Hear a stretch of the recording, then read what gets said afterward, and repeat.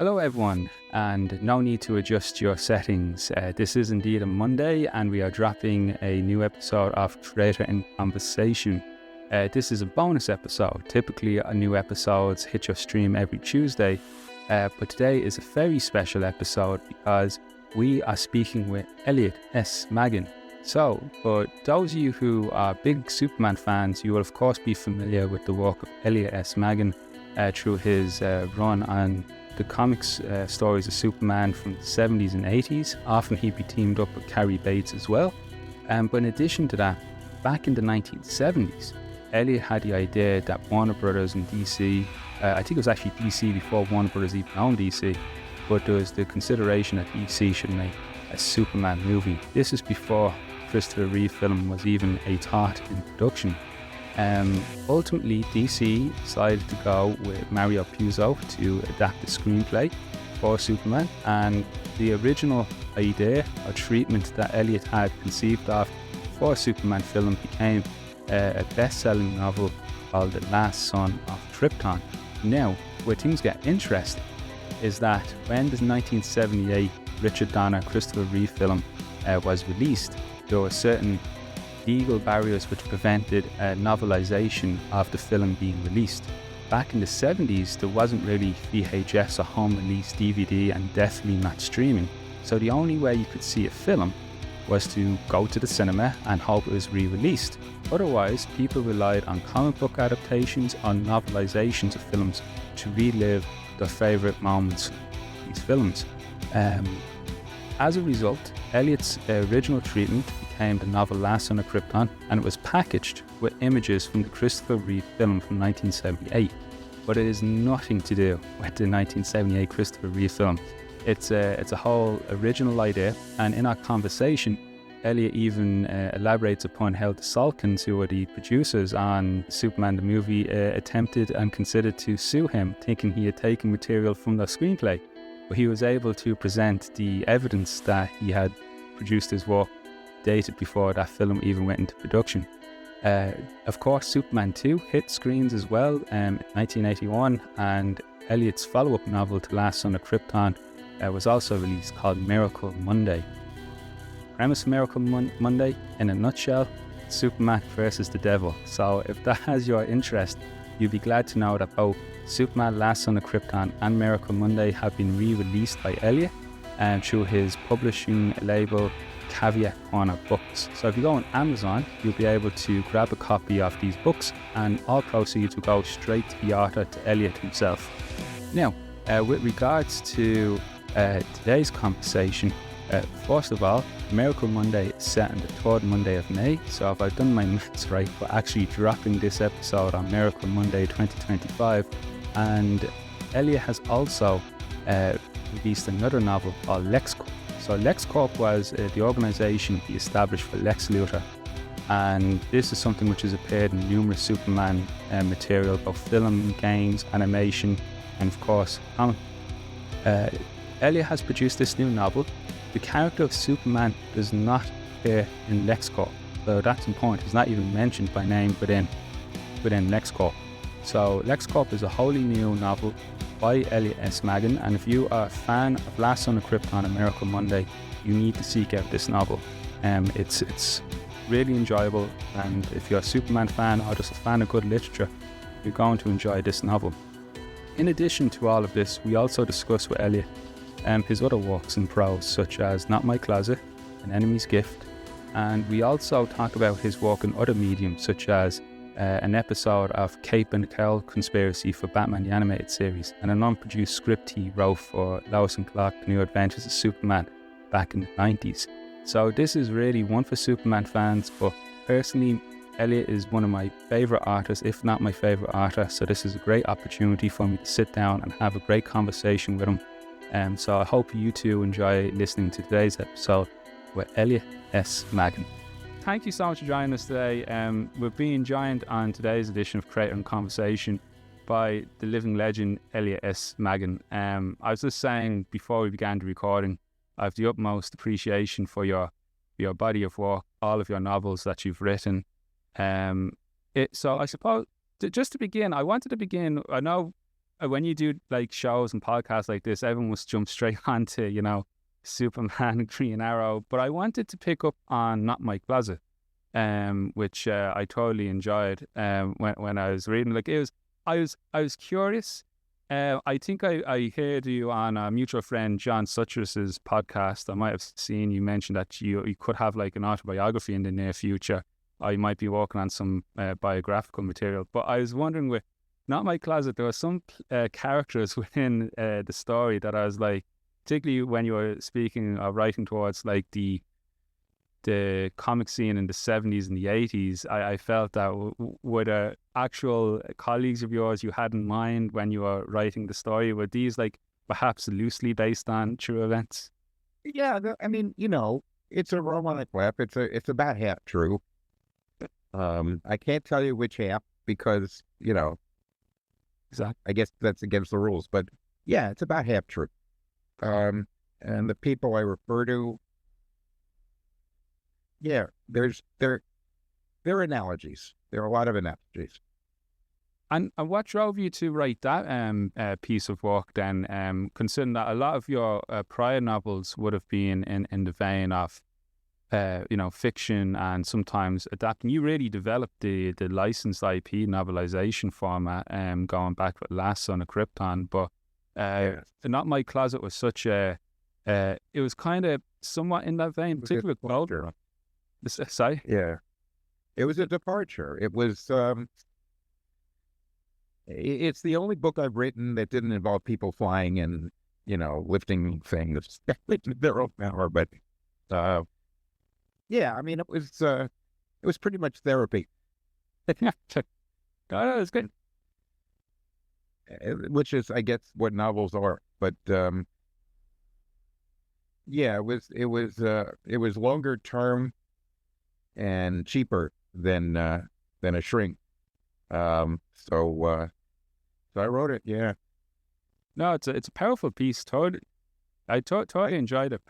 Very powerful piece. Really enjoyed it. I also really enjoyed the concepts of just towards the end. You had the whole. Sorry, I might be mixing up now with An Enemy's Gift, but the Goldenrod character as well. That you developed. As they're walking, like, is this something like that? Is this great? And to skip over to another piece which lends more into the towards the more recognizable characters, such as Superman, such An Enemy's Gift. That was I really enjoyed that, because when I read your work, I often find, with regards to the characters, when you write a character, I can tell when it's Elliot Maggin writing the character, but like it's still a multifaceted character. It's the character behaves like, if it's Lex Luthor, it says Lex Luthor should be, Clark Kent is Clark Kent. But I see Tom Brevoort, the senior editor at Marvel, he mentions you have such a rapport with your characters, and to me it's like a form of poetry. There's a almost lyrical-esque element to how you manage these characters within their worlds, and that's a come within the collection of short stories An Enemy's Gift. You actually had some poetry, some reflections and meditations within it as well. Yeah, that was great. Have you any plans to maybe do a standalone collection of poetry, or is that something that you delve much into? No, that's something I do when the fancy strikes. I mean, lately I think all of the poems I put in An Enemy's Gift are in the same format. They're all sonnets. And I remember when I was in grad school, I had a professor who accused me of thinking in terms of structure rather than content. And this was journalism school, so content was more important then in that context. But it's a good thing for a fiction writer to think in terms of structure, I think. So it imposes a discipline. As far as I haven't written enough poetry to throw in a book. I got a friend who's a real poet. She's just amazing, and she has these 2 boxes of poems sitting in a closet, and she refuses to publish them. I mean, I offered to publish them myself, but she's a real poet. She sits and works hard on poetry, pretty much all day. Anytime she's got a spare moment, she sits and writes a poem. She must have thousands of. So I said, they don't belong to you. They belong to the universe. She says, okay. And she told me where they are and what I can do with them if she predeceases me, which is not likely. She's 15 years younger. But, no, I'm not a poet so much as, I'm just a guy that comes up with nonsense. It is. Neruda wrote a book of poetry. It's got like 9 poems in it, a total of 9 poems, and he made it into a book. But I don't think I've got that moral weight. Yeah.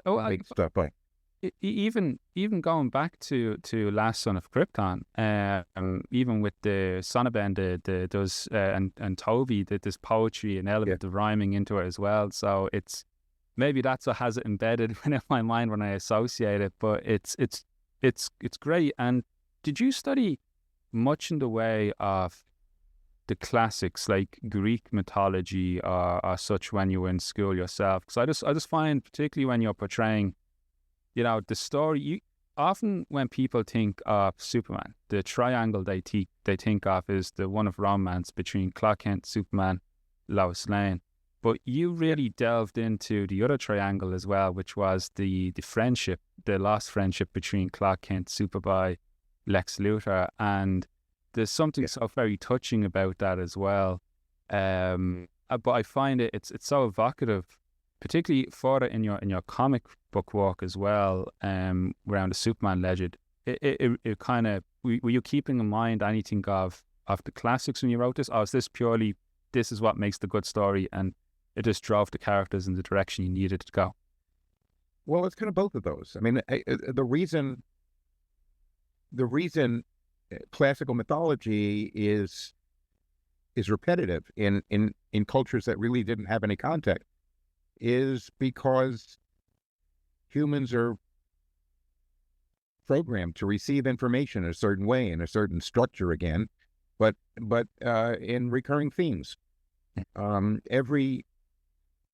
Every major culture for thousands of years that we know of, and probably longer than that, has had a Superman character. Mm-hmm. Everyone has had a Wonder Woman character. Everyone has had a Doctor Strange character, for heaven's sakes. It's a recurring element against the backdrop of a recurring structure. Humans get information in kind of a tripartite way. The universe is made of fractals. Everything is 3 rays of a triangle leaning on each other, like a geodesic dome. I think that occurs in information as well as it occurs in what we perceive as a physical world.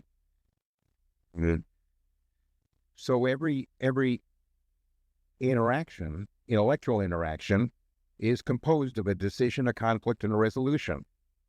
Thesis, an antithesis, and a synthesis. A subject, a verb, and an object. Everything is in 3 parts. Act 1, Act 2, Act 3. Geez, I'm going off again. No, this is... I digress. This is great because you mentioned about just even the touchdown points with regards to different cultures. I teach a module called interactive storytelling, and we first of all were like, before you can get to the interactive bit, we need to what is storytelling. And what does come up quite a bit is Joseph Campbell and the monomyth, the hero's journey. Sure. And what's so curious about Joseph Campbell is a lot of anthropologists, comparative mythologists, they hate him because they're he's open up to generalization. He's like, yeah, what he says has perhaps some grounding, but the interpretation of the myths he's looking at could be watered down from different interpretations. But the reason we still look at it in a storytelling class is because we're not comparative mythologists. We're like, but the beats, the hero's journey, those beats make for damn good storytelling. And that's where George Lucas Lucas, that's what he built Star Wars on, and that's the reason why we know Campbell, is because the media just didn't see Star Wars happening. They go to Lucas and said, "Where's your inspiration?" Everyone went. He goes, "Joseph Campbell." The media just went to the chagrin of others in academia. They just clung to him. But the structure, though, people should understand that. People should understand that no structure, and they don't teach it in schools. I mean, it took me till I was 40 to realize that was what I was doing. You know, I look back on all the comic stories I wrote, and the ones that worked the best were the ones that clearly fell into the Campbell pattern. Yeah, and this pattern. And when you were just with regards to your body of work within in comics as well, you collaborated quite a bit with Mr. Cary Bates, and just did that structure help you guys then? Like, what was the nature of the collaboration? Would you have both sat in the room together to write, or did you do it through correspondence, dictation? Well, he lived next door to me for a long time. Oh, well, that was handy. Yeah. So we went out and got these little tape recorders. I don't know where mine is. I wouldn't be surprised if he still had these funky 1970s tape recorders and cassettes, and he would dictate pages worth of visual instructions into it, and I just transcribe and throw in the dialogue. So he was the one that was doing the plotting. I mean, we'd plot verbally with each other, but he was the one that pulled it together in terms of how everything fit, and he's really good at that. Yeah. And theoretically, I can write dialogue. He can write dialogue too, but I mean, I don't know. I developed a reputation for having wit. It's just silly, but that's how we divided the work. You know, he did the plotting, and the story structure, and I filled in the blanks. And was that Marvel style, except there was no artwork involved. And how was it received then with regards to the artists? You collaborated quite a bit with absolute legends like Kurt Swan, for example. But if they had a note, would they go to the editor, or would they go back to you or Cary? They always went to the editor. Okay. In Kurt's case, we didn't get along for 15 years. Oh. Because, there's this book, Management by Peter Fuller, I think, which was the corporate Bible at the time in the 70s and 80s. And it was nonsense. It was my cousin Alex is like my best buddy. She used to manage the World Trade Center. She was the manager of the two buildings of Port Authority. And she would refer to this book constantly. And she said, this is the way people do business. If you don't want to do business this way, you better read it anyway, because that's what all your competitors are doing. What he basically said was, when you have people reporting to you, you have to divide and conquer. You have to keep them at odds with each other. It was almost Sun Tzu. It was almost like you're waging war. So when we started to put computers in at DC, Paul decided that there'd be 3 computer systems. There'd be one in editorial, and one for freelancers, and one for marketing. Marketing had Wang, and freelancers all used Apples, and the editors, to whatever extent they used anything, they used PCs, which weren't internally compatible at the time. And that was because Peter Fuller told Paul to do that. So Julie used to take that to heart. Julie Schwartz, my editor. He didn't want to take the blame for anything. So when Kurt would complain about something, he'd say, "Oh, Elliot did that," or Carrie did that. And Kurt and Carrie were great buddies, but it took me a long time to make friends with Kurt. And the reason was Julie had us fighting each other all the time, remotely. We'd hardly speak. We'd hardly see each other. But when we did, we were like arm's length all the time until about 1985, when we made friends one day. I really liked Kurt, but I didn't until I'd known him for 15 years. That's the way things were managed then. I don't think they do that anymore. I think people like to work together. Right. We're in a post-warfare ethos among humanity. That's why the current notion of using tariffs as a weapon and trying to divide the world among three major powers rather than an interactive system isn't working, because humanity has evolved beyond that. War in general is a nonsense idea in an interdependent world. So management has gotten that way. Business has gotten that way.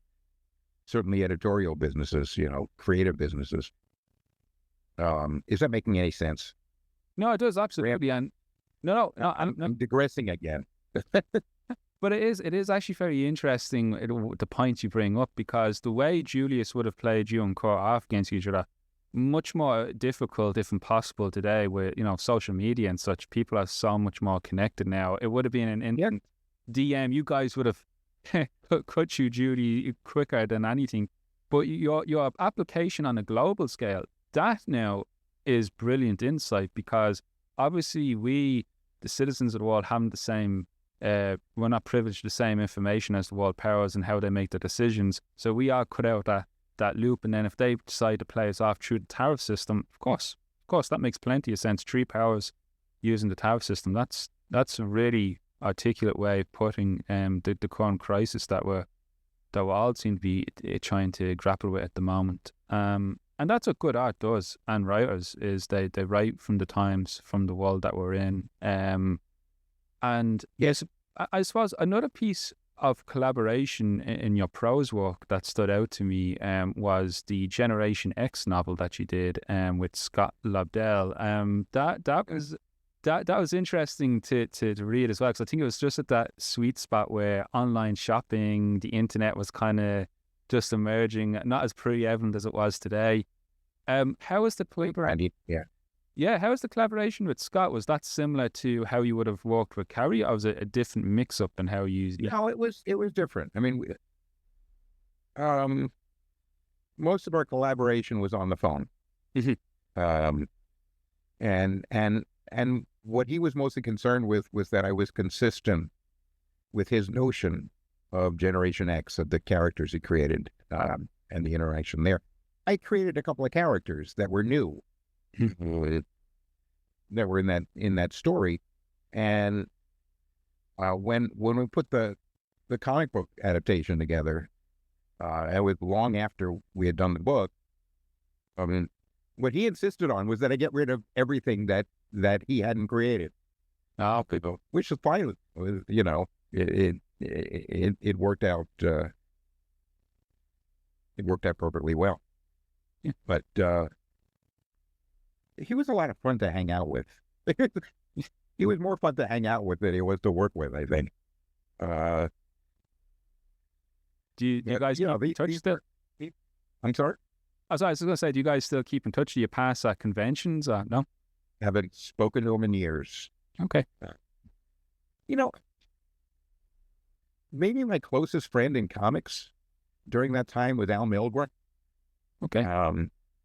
We roomed together. We were buddies. We had an apartment. We used to throw big parties. And I think I saw him at a convention maybe 3 or 4 years ago. You fall out of touch with people, and I regret it. I mean, I'm 74 now, for heaven's sakes. I need more people in my life. I have a rule. I have to have 2 social interactions in the course of a day. You know, I live in this house by myself and with a dog and which is a perfectly reasonable way to live, except there aren't other people. So I make a point of seeing my grandkids and my ex-wife even, and I write. I have a friend, Dan Brand, who's a writer. You probably know his brother David. Dan edited all of David's earlier in his career, and he's writing a book on American history now. So we get on the phone like this, and we sit and for hours on Thursdays and Fridays we sit and we write, and we call it our accountability partnership. He writes one thing, I write another thing, but we make sure we write. That's a social interaction. Yeah.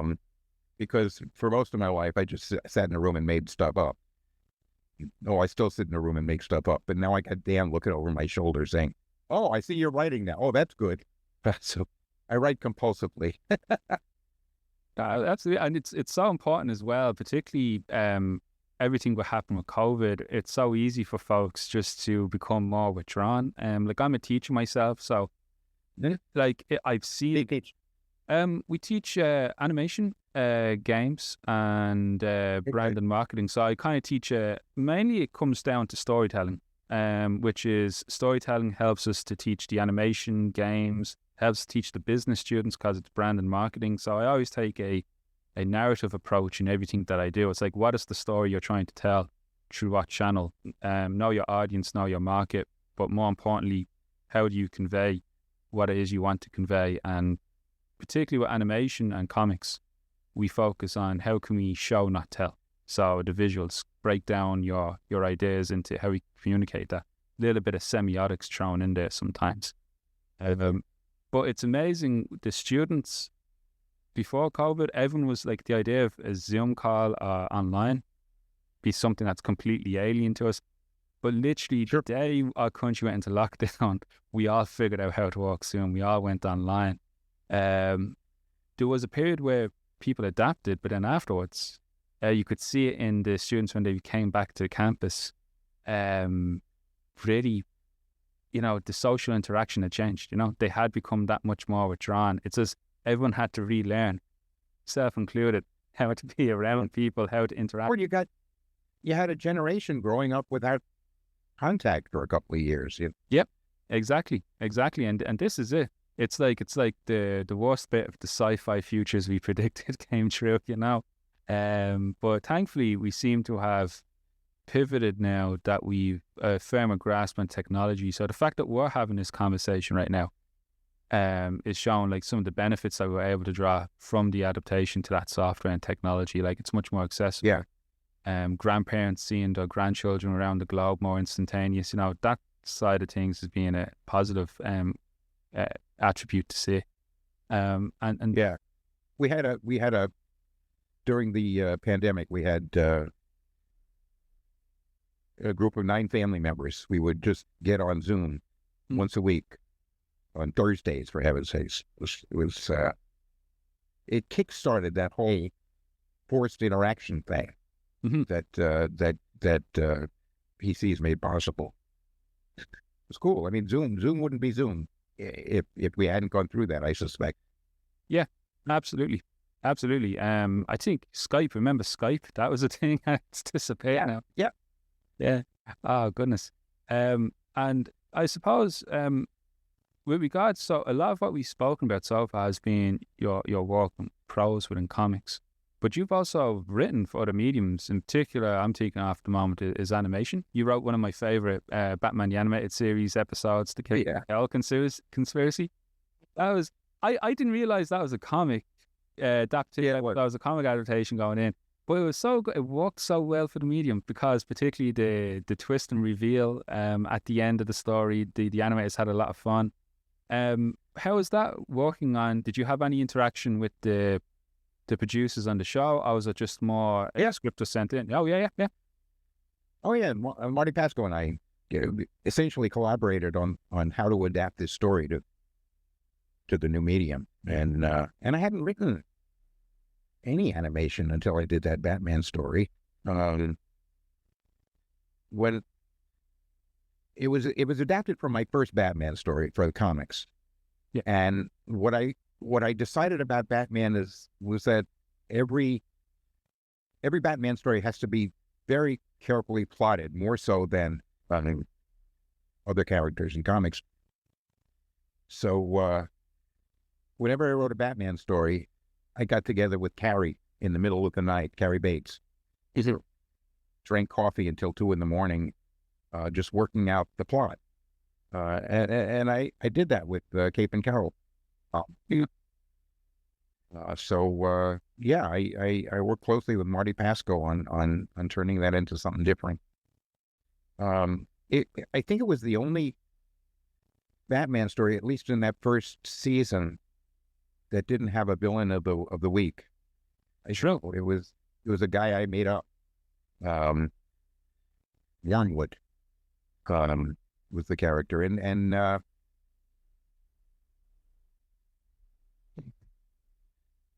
got some negative feedback from it because of that. I mean, it didn't look like the other Batman stories. Oh well. Yeah.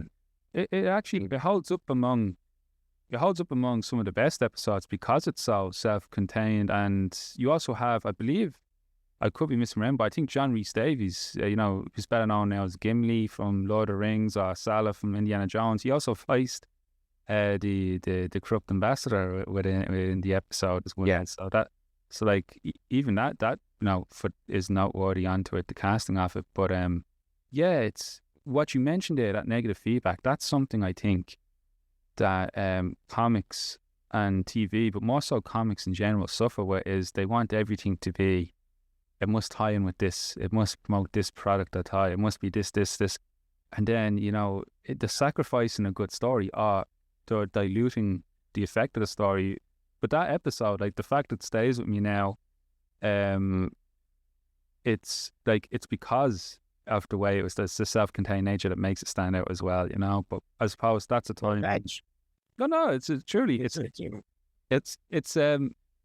suppose it's, what is it? It's the toy companies back then had more of a say within those type of shows, wasn't it, back then? The who? The action figure companies, they would have lunchboxes. Yeah, they would have wanted how many Batmobiles they can sell off something. Right.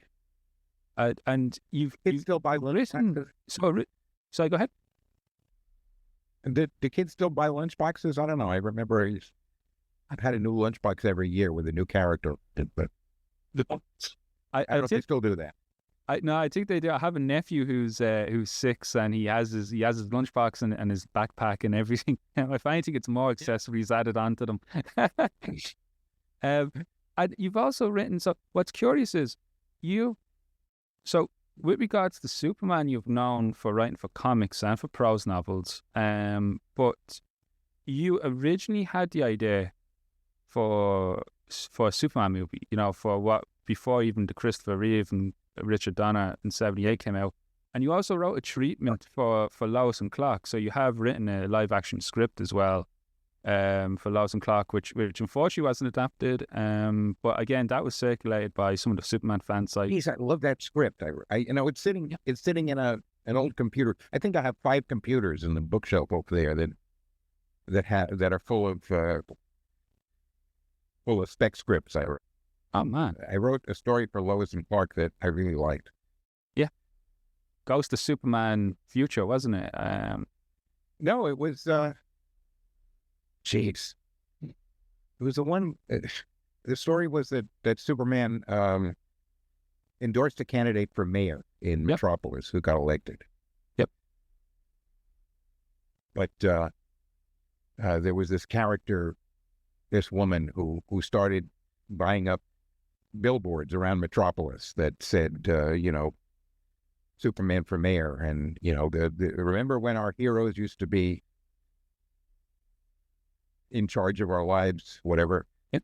Remember when the presidents used to be heroes and then they'd flash on Eisenhower and on JFK. And Yep.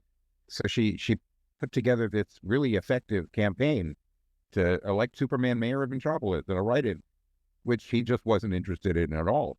So he endorsed a third-party candidate and won immediately because he'd gone on television and said, yeah, this is the one who should be mayor. It was a good story. I liked it. It really was. It was so good because you also, the candidate he endorsed, you found a brilliant way to connect her to Perry White, who was played by the late Lane Smith in the show. And the ending to it, that reveal, that little twist at the end was perfect. You like this? Yeah. We can say that because it's not out there. I mean, it's not a spoiler because I'm not spoiling anything, but it turns out the woman who's elected mayor, you find out in the last scene, was an old girlfriend of Perry's. Yep. At some point he says, he's talking to Lois about her relationship with Superman and how she can't understand it and she doesn't know what to do with this big deal hero. And he says, well, I was going out with this girl a long time ago. She was like larger than life. She was like determined to do everything. And Lois says, whatever happened to her? And he says, well, she was just elected mayor of Metropolis. It's very cool. It was so good because the structure you mentioned earlier on, that's really come into play here because it's Perry who recommended that Clark go to the shelter that she runs, and that put Clark, unknown to Perry Superman, on track to meet her, and then just so that's it. So you and I are probably the only people listening to this thing that know that story. I know. Don't worry. There's actually the reason I'd be confident more now is because when I grew up. I grew up in a household that didn't have the internet until much, much later. And when I was just finishing up school, I was introduced to more internet classes. So I actually had to surf the internet. This is before smartphones and stuff. And the first thing, being the comic book nerd I am, the first thing I typed in was The Last Son of Krypton. And at the time, the book was out of print, but fan websites, I think it was like Superman.nu, had serialized it, and they had also put up the spec script I mentioned and other interviews with you, and that's how I got to know all about you as well. And then years later I was able to find books, particularly when you republished them, and it was just, obviously I didn't realize Last Son of Krypton because I just knew the expression from the comics, but that led me to the novel. And the novel fascinates me because that was so, and correct me if I'm wrong, but did that novel begin life as originally a treatment to possibly become the Superman movie, a Superman movie? Yeah. You had pitched the idea. Yeah. So that was the memo. It was a long memo I wrote to Carmine Infantino, who was the publisher then. Oh, bless you. I'm sorry. No, bless you. I got it. Something caught my throat. You got to edit that out, for heaven's sake. I wrote this memo to Carmine suggesting that the time for heroes has returned. It was like 1974, I guess. And I started citing all these sociological treatises that I'd read in college. The Pursuit of Loneliness by Philip Slater, that was a big one. But I used that to make the case that it's time for a Superman movie. And here's the Superman movie. And I basically threw in the plot to Last Son of Krypton. Yeah. And next thing I knew, first Alfred Bester was in the office, whom I had met on the phone, but I'd never, met him in person. I was thrilled, Alfred Bester, right? He wrote Green Lantern's Oath, for heaven's sakes. He wrote The Star's My Destination. He was great. I once walked into Julie's office. I was in the middle of a book of short stories of Bester's. And I walked into Julie's office all hyped up on coffee, was reading this book. I said, Julie, do you ever hear of a guy named Alfred Bester? And Julie flipped out. He called people in from the hall to ask me to repeat my question to them. That Alfred Bester had apparently gotten Julie a job at DC. So they pulled in Alfred Bester to write a Superman screenplay, and his version fell through. So one day I came in a few months later, and I saw Nelson Bridwell sitting on the floor in the archive room, where all the old comics going back to 1936 were, and he's sitting with Mario Puzo. What a foreign to meet Alfred. Yeah. So if I was thrilled to meet Alfie Bester, Mario Puzo was like, first question I had for him was, so how do you get to be a big deal screenwriter? And Puzo said, well, you write a best-selling novel and they call you. That's the only way to do it. But Carrie and I spent 2 days with Puzo, smoking Cuban cigars in the conference room, talking about Superman. And he went off and wrote his screenplay, and I went off and wrote a novelization of the treatment I had written. And I was done with the book maybe a year before Puzo actually handed in his screenplay. So they weren't related at all. They had nothing to do with each other than the fact that Puzo used a couple of the ideas that we'd thrown out to illustrate points of who Superman was in his screenplay. But at some point, maybe after we'd been talking to him for a day and a half, he looks up at us and he says, "Heaven's sakes, this is a Greek tragedy. I understand this." And I said, "Well, that's what we've been trying to tell you. This is a classic Greek character. Roman too, Norse too, German, Chinese. All of these cultures have this guy in it." And he caught it before it occurred to us to tell him specifically that. He said, "Oh yeah, this fits into old classical mythologies." I said, "Yeah, exactly. Write the story." And he did. He did.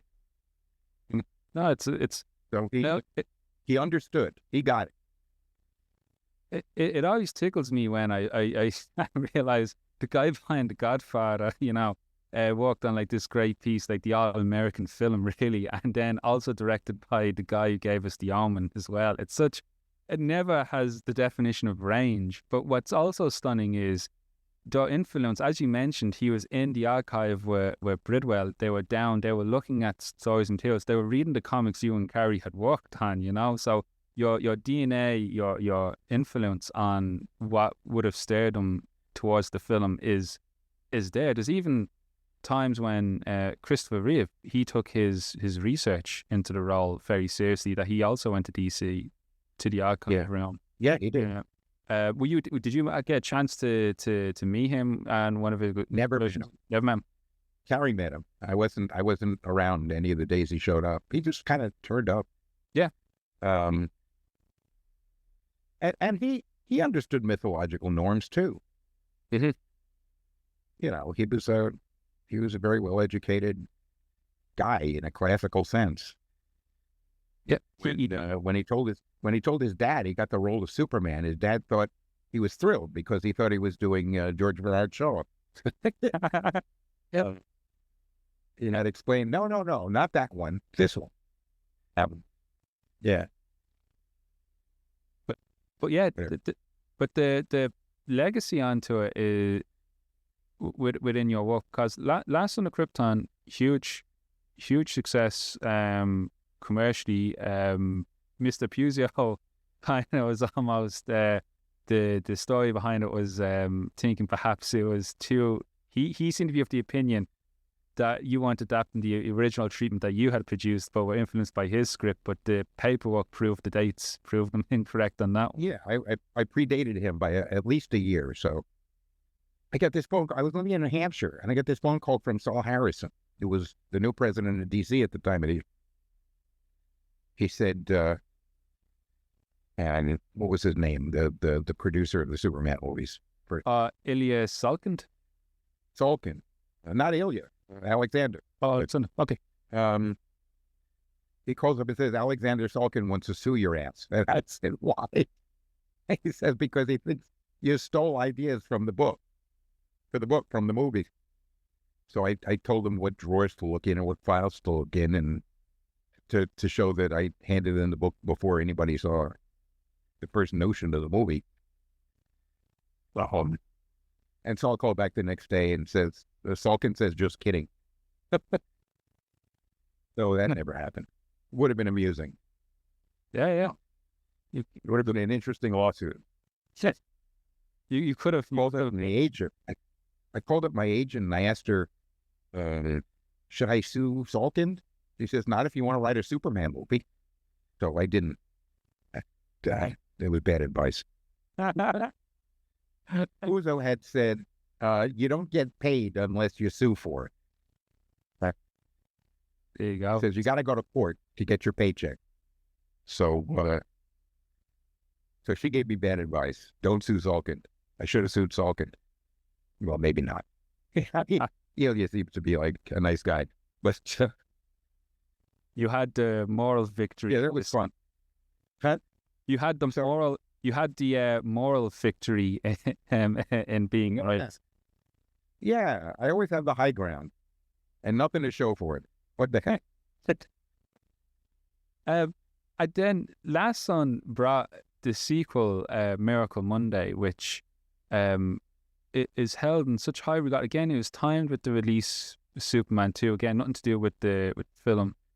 But that novel to many stands out as like the definitive Superman story. Full stop. That's it. The concept, in essence, is taking the infinite good of Superman and basically pitting it against the devil himself. It's a really powerful story to read. And just what was, if Last Son was your treatment idea, developing a treatment idea for a possible movie, where did the concept then for Miracle Monday originate then? Was this something that was stirring as a knock-on effect, as a follow-up? Did you always have it, or did something else inspire you that led you down path to Miracle Monday? Yeah, my first thought was, he met God in the first book. He should meet the devil in the second one. Oh, there you go. Yes. And how do you beat the devil? You beat him his own game, which is what he did. The devil and Daniel Webster. You remember? You ever read that story? Yeah. Back in the day, yeah. Okay. At the end of that, Webster trounces the devil in court, and although they didn't agree to it before, when you beat the devil, you can get him to do whatever you want, according to Benet. So I took that idea too, and Superman bests the devil in a moral sense, so he gets to dictate to him how to fix things. And that was where that idea came from, I think. Yeah, no, it's what's amazing is the study of Clark Kent and Superman, which it's always been prevalent within your work. The Who Took the Superhero Superman really gave more agency to Clark Kent than he ever had, for the previous decades. Because obviously he's meek and mild mannered, but in that story you really got to see, well, who is Clark? And I'm convinced that the Kill Bill treatment that Quentin Tarantino, the speech he gave, I'm like, there's elements there where I'm like, this guy is he definitely must have been reading. Oh yeah, Carrie, like whatever. He was paying attention. Yeah, he was definitely there. And I think he was right. I think he was right. I think what's his name? The director. Tarantino. Yeah, he had it right. Superman is Superman. Yep. In his memory, Clark came first. So, people these days seem to think Clark is the real character and Superman's a construct. I think it's the opposite. Yeah. I think Tarantino was right. And he explains it very well. Yeah. It's Kill Bill 2. That's the one. Yep. Yeah. It just stands up because the idea of the way like Clark is, he's like this construct that Superman's made. Like he's made sure that, I think the level of detail that you gave him was he would record adverts he found funny and show to people. That's something that Superman created for Clark. Yeah, he gave him a hobby. Yeah. Like, okay, what could Clark's hobby be? What could he do with his spare time when I'm busy being Superman? He made something up. He made up this whole thing about recording commercials he liked. Exactly. It's called my grandson Boo Boo because my favorite commercial from around the time he was born was there was this old man in a nursing home who it was a commercial for Las Vegas, the Las Vegas Chamber of Commerce. And this old man is walking through the nursing home. He puts on his suit and his hat with a feather in it, and he nods to everybody and quietly leaves the building and meets this guy in his 20s in a car. And he says to him, "Hi, Boo Boo." And the kid says, "Hi, Grandpa." And they drive off to Vegas. That's not a favorite commercial. So, some cheese. So that's that's you borrowing one of your influences to give to Clark, is it? Yeah, but I call my grandson Boo Boo, and I'm not sure he knows why. He might listen to this episode and discover it. So he is now. Yeah, keep it up for a while. He's only 6. I don't think he'll last this long. But and also we're in between. So with the novel Last Son of Krypton, Miracle Monday, also in your books, The Einstein Connection, of course, you have given pre-crisis, before the John Byrne reboot, you gave so much depth to the character of Lex Luthor, which often he'd be written as, the villain. He had to be the foil to Superman. And sometimes in modern cinema, in modern storytelling, I do think there's something to be said where you just have a villain for a villain's sake. There could be an element. But with what you developed with Lex, you went back to the Silver Age origin and you made it so much more than just a kid who loses his hair and is angry at Superboy. You showed the depth of the relationship, but also the complexity of Lex. Lex Luthor is a character of, if Superman hadn't arrived, if that rocket hadn't landed, he would have been, the one guy of this generation. Leonardo. He would have been Gautama. He would have been something great. Exactly. Yeah. And yeah, I identify with Lex. Lex is my favorite character in that series.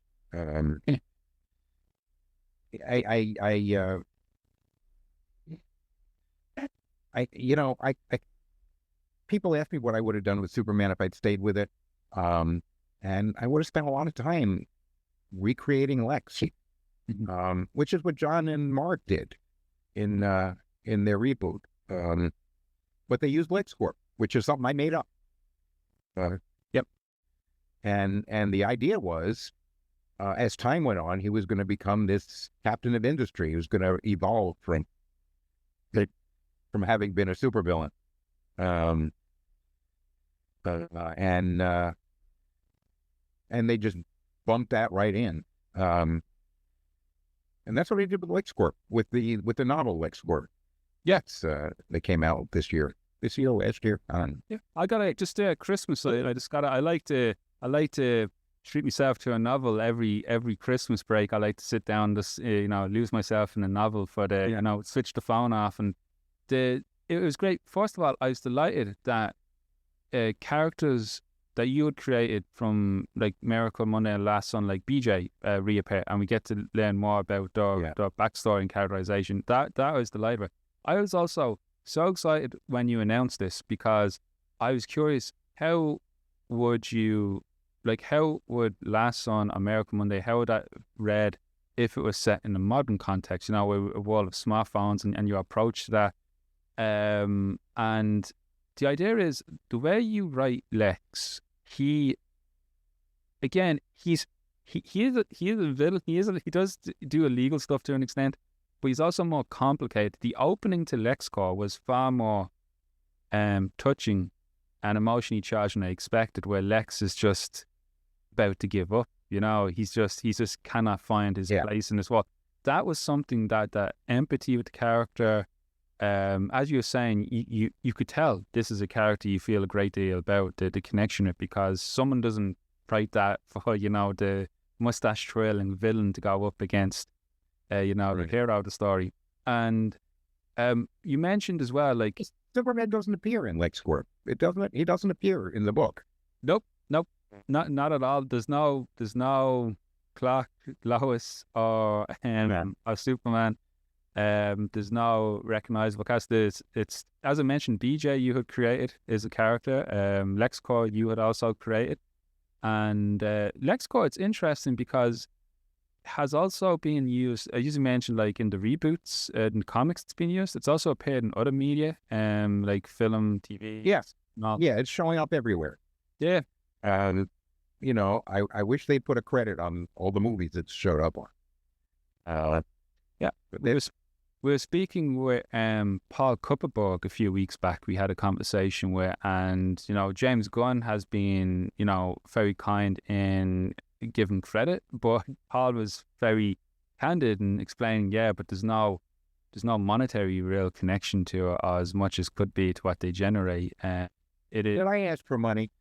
I just keep telling people I'd rather be read than paid. Yeah. I mean, I'm okay, but it's not about that. With the Snyder films, it was, I think, Batman, Superman. They actually name Must There Be a Superman. They name dropped in as well. So, did you get any recognition within that film, like within the credits, acknowledgement? No, nothing. No, that's incredible. That's incredible because it's surprising. Because obviously, for that to be dropped, they did it with reason, So someone must have researched it. The fact that it doesn't. Well, of course, yeah, clearly. At some point, I saw them. Which one was it? It was, Batman versus Superman with Laura Siegel Larson, Laura Carter, Jerry Siegel's daughter, a friend of mine. Okay, and just happened to go with her. I guess it was the Directors Guild, and we're sitting there, and she's got her history with Superman, and I have a history with Superman, and it out of nowhere, and not convergent at all. But at some point, who was the guy, the talk show host who got canceled not long after the movie came out? Charlie Rose. At some point, he looks into the camera in the middle of an interview and says in a very stentorian voice, he said, "Must there be a Superman?" And Laura looks at me and says, "Are you okay?" I don't know, Laura. Are you? Oh, man.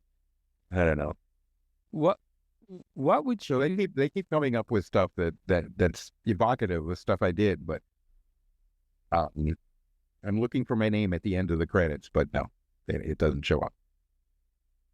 I have a lot of faith with Mr. Gunn's current take on what he plans to do with DC Studios as a whole and Superman, because he did arrange for several comic creators to come visit the set. He seems to acknowledge certain key dates of characters who appear in it, and he does seem like an enthusiastic fan. So perhaps that kind of energy within the studio, he might, I'm sure if some, I don't know, I've put my pay grade, as I say, but who knows, what's your connection then with the these characters and the franchises, as it were? Like, are you going to go see the new Superman film when it comes out? Sure, yeah, of course. And what type of legacy would you like to see with yourself, with the character? Obviously, people are still reading your stories, still collecting the comics, still there. So, is it... Well, you guys are. I don't know that people are going back in the archives just for fun, but these guys are doing their research. They are, clearly. I got Alexa talking to me, sorry. Oh, no, would you... If the opportunity arose to work again with DC, would you explore such an opportunity, or would it come? Because I know other creators. Rob Liefeld has a podcast, the creator behind Deadpool, Robservations, and he was saying he arranged a contract back in the day where he has participation, so he forever owns a piece of Deadpool and such whenever they use it. if an opportunity came up to work with DC again in a project, would you seize it, or would you seize it with something like that where you would like to see yourself, owning? Yeah, I mean, it would have to be a different deal. I'm a grown up now. Yeah. I'm not interested in writing stuff somebody else owns. Yeah. Rob is a bright guy. He knows how to do that stuff. Yeah. It involved years worth of negotiation. I don't think they've got the time. I do. I'm hanging around a long time, but I get you. I just lost my mom. She was 96. So I got a long. Oh, well, it'd be great to see something again. Like, who knows? Who knows the future may hold on to it, I suppose. It all just depends, I find, and who the editors are, who the powers that be are. It's usually their interests that drive the direction of these companies. Coming back to Lex Corp, when you were visiting, so what was it like stepping back into the prose format after all this time? So I found it's a very relevant text for the world we're in now. There's a lot that's said from a political, technological, ecological point of view that comes across, and it comes across politically. People might pick this up thinking it's going to be, a real kind of knock and sock 'em, superhero thriller, but it has its action elements, but as I mentioned, a lot of emotion, some great drama stakes at key points in it as well. But just everybody. You see, tell everybody. That's not everybody to read it. It is, yeah. And how can they get to it then? So at the moment, where will Lex Corp be available for people to put? It's on Amazon. It's on all the online shops. It's on Amazon. It's on Libris, Barnes and Noble. Yeah. I haven't really gone out of my way to try to distribute it in stores. Yeah. I keep putting off concentrating. It's like I said, I sit in a room and I make stuff up. And I'm really not very good at marketing or raising money. I ran for Congress once. I couldn't fundraise to beat the band. I just sit in a room and write stuff. What was it like revisiting? One friend at DC. Okay. I told him, if anybody at DC needs to get in touch with me, they call you. Somebody I gave work 2 years ago, who's now a vice president. And, well, great. You want to talk to Elliot? Call this guy. And what was it like going back to Lex after all this time? Going back to the characters, did you take was it a different approach, or was it like a familiar catching up with an old friend? It was an old friend, and I tried to synthesize all the versions. It alludes to his having been, a costume villain and a guy who wore prison scrubs all the time. Mm-hmm. But now he's a captain of industry. And he talks about, in the book, he talks about all the invisible men in his life. And he talks about the different versions of himself. He alludes to the different versions of himself.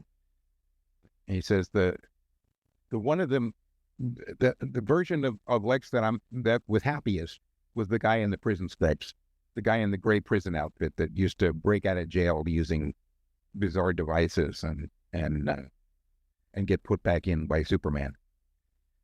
Yeah, I think it refers to him as the alien. Yeah, that's it. The alien. It refers to the alien. He's referring to whatever the character who doesn't appear in the book. Yeah, it's a brilliant intake to it, because even ideas of like when you say the Invisible Man, you really even found a great way to address the Lexor kind of version where he's on the planet as the king. Like, that's such a good concept. Yeah, he became king of a planet in another solar system. Yeah, it's such a good idea. It's like he is the very definition of the unreliable narrator as well, because it's obviously from his. That's what was very interesting with Lex Corp is it's from first person point. Did they say that at some point?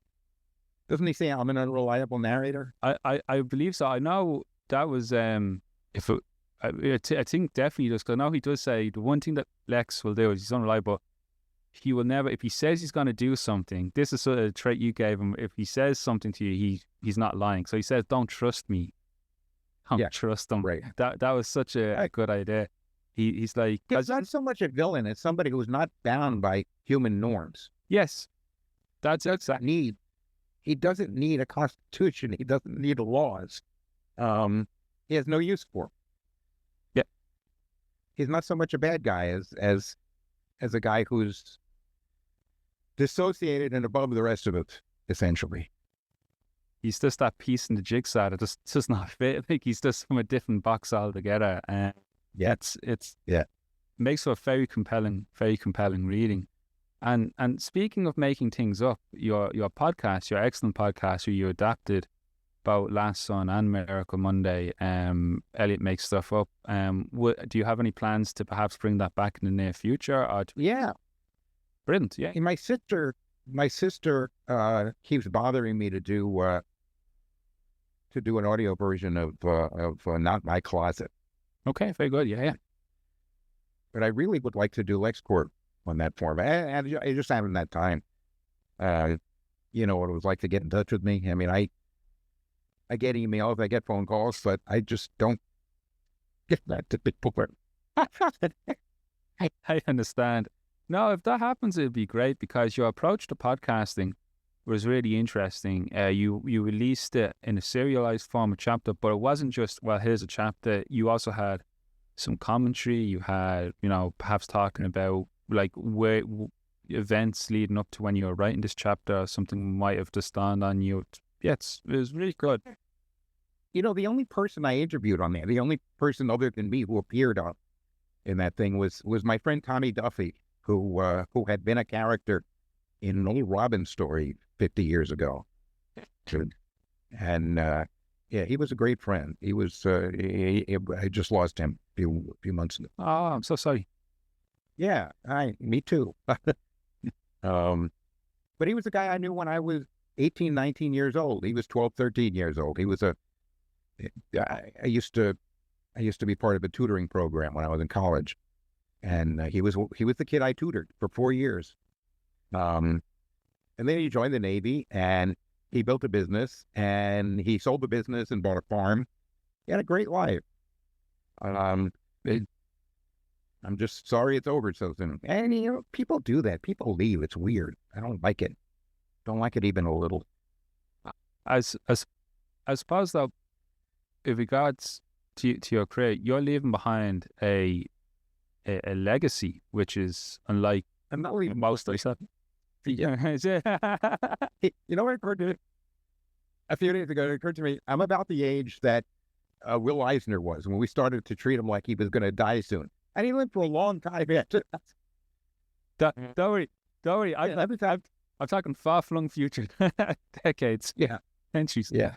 But it's just, you're going to be forever associated with like the very definitive, American myth, because like I often teach in some of the stuff that classes, lectures, we actually take up Action Comics #1, and we look at it, and I explain to my students, in America, like here in Ireland, we can go back to ancient Celtic mythology, the Red Branch Knights, Blue Cullen, so many stories. In America, it's there you go.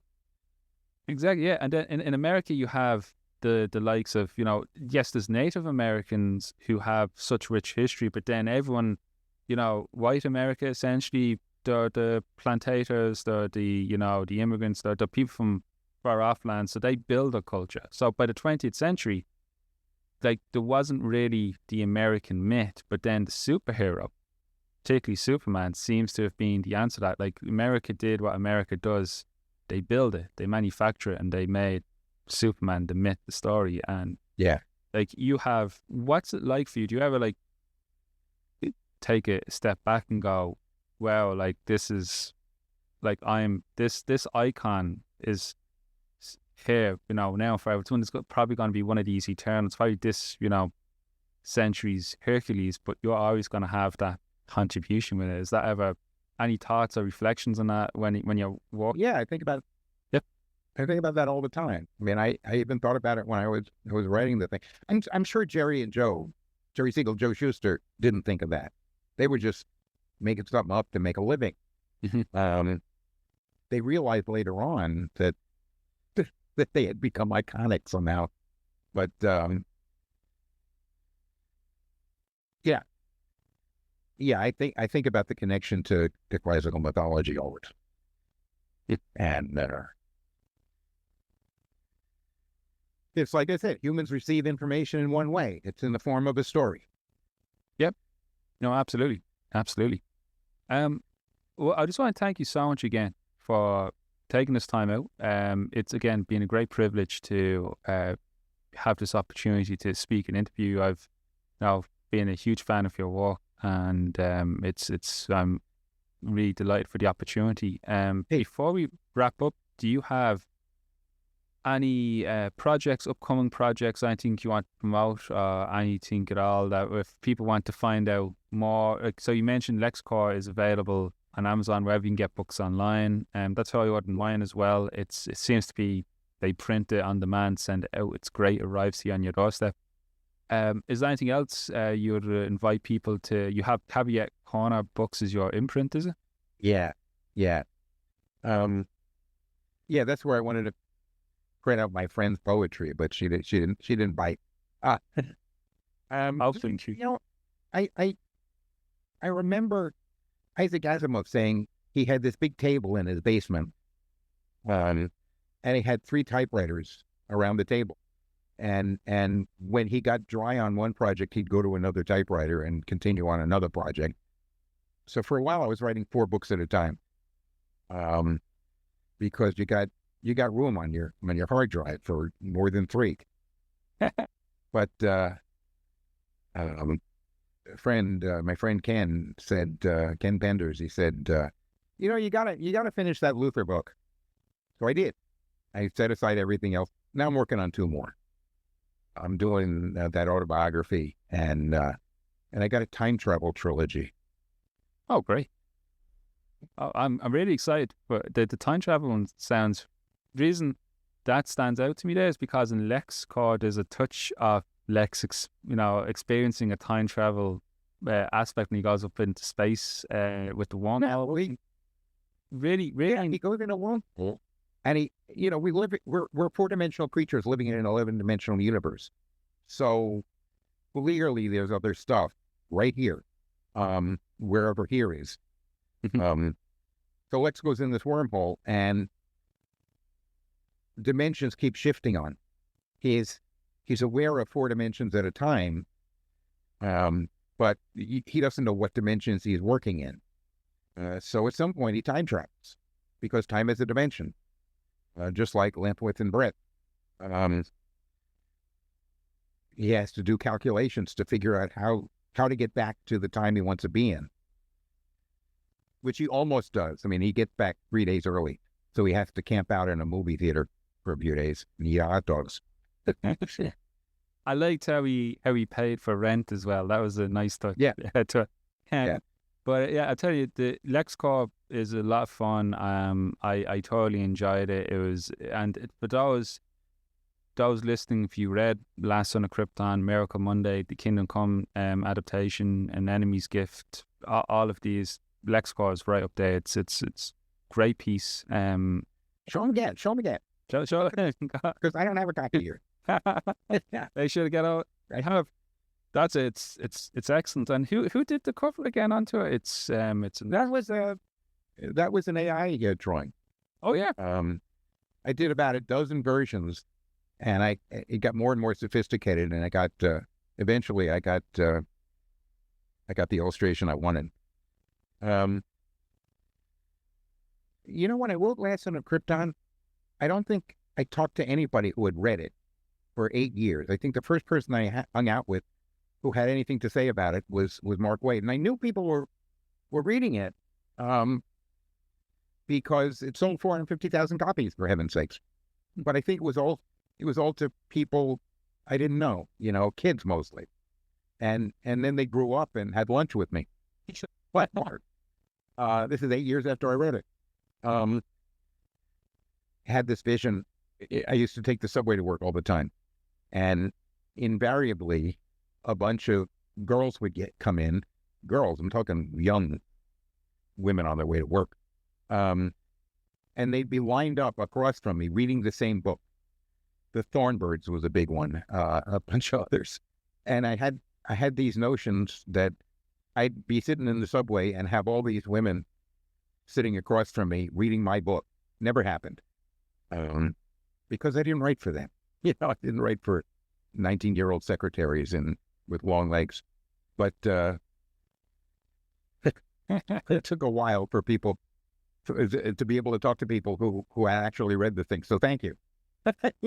No, thank you. It's just a good story. Like that's what it is. It's such a compelling story, and often like the time Last Son would have come out as well.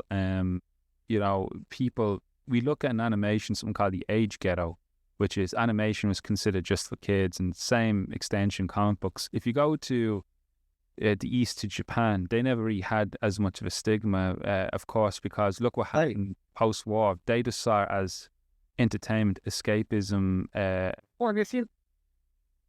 you seen the Spider-Verse movies? Those are great. Absolutely.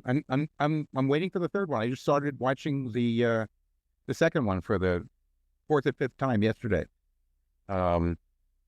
It's cool with animation. Exactly. Yeah. And it's just like what you were producing, Stan and Lassen, that was it. That's just showing what could be done with a lot of people when they talk about your novels and your stories and your books and your comics. They often try to equate it as that you're writing it as like more of a mature adult version. I said, no, I don't think it's that. I think you just told compelling stories. It's like that's what it was. You never talk down to your readers is what I think is why your stories are going to be always among the top there. You just always put the story first. It's been a privilege here to talk to you today and now learn a bit about how you privilege the structure in your writing, your reflections and what you were thinking and writing some of these stories. And I'm excited to hear that there's more stories, more books coming out in the future. I'll definitely be there top of the order list. I don't know if they're coming out, but I know they're getting written, so we'll see. I'll keep bothering you to make sure you're Thank you. Track. Thanks so much. Thank you so much, and hopefully we talk again some point. All the best. My thanks again to Elliot for taking the time out to speak with me today. Hopefully, I think my enthusiasm for today's conversation has shone through. And again, I wholeheartedly encourage everyone to check out Elliot's works. It's all available on Amazon. You have Last Son of Krypton, Miracle Monday, Not My Closet, An Enemy's Gift, and of course, Lex Corp, which is his new offering as well. Elliot has alluded to some other works he currently has in development, and I really, really hope we get to see it in the near future as well. I know I'll be pre-ordering my copies as soon as they become available. So my thanks again to Elliot, and thanks to you for listening. If you enjoy what you hear today, please consider liking and subscribing. Until next time, this has been a copyright production, Harley Consultancy 2025.